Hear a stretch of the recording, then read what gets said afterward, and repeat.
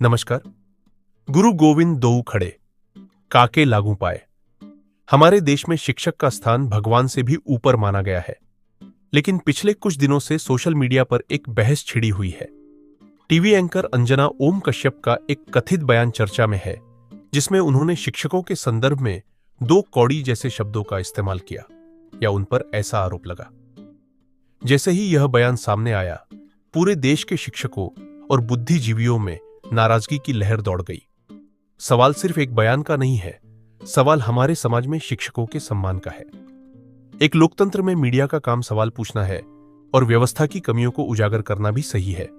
अगर कहीं शिक्षा व्यवस्था में कमी है तो उस पर तीखी बहस होनी चाहिए।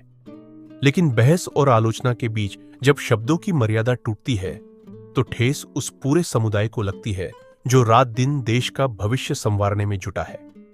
एक शिक्षक सिर्फ क्लास में पढ़ाता नहीं है, वह एक वैज्ञानिक, एक डॉक्टर, एक इंजीनियर और यहां तक कि एक पत्रकार या राजनेता की नींव रखता है। सीमित संसाधनों और तमाम चुनौतियों के बावजूद गांव-गांव और शहरों में हमारे शिक्षक राष्ट्र निर्माण की सबसे मजबूत कड़ी है। इस पूरे विवाद के बाद सोशल मीडिया पर माफी की मांग उठी और इस बात पर जोर दिया गया कि सार्वजनिक मंचों पर बैठे लोगों को अपनी भाषा के प्रति बेहद संवेदनशील होना चाहिए। टीआरपी और गुस्से की इस दौड़ में हमें यह नहीं भूलना चाहिए कि हमारी भाषा ही हमारे संस्कारों को दर्शाती है। आलोचना नीतियों की होनी चाहिए, व्यवस्था की होनी चाहिए, लेकिन उस पद की गरिमा की नहीं जो समाज को दिशा देता है।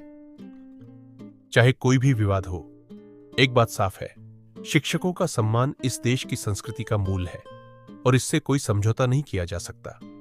शब्दों की गरिमा बनी रहनी चाहिए, क्योंकि जब गुरु का सम्मान गिरता है तो समाज का पतन शुरू हो जाता है। इस पूरे मुद्दे पर आपकी क्या राय है? कमेंट में जरूर बताएं।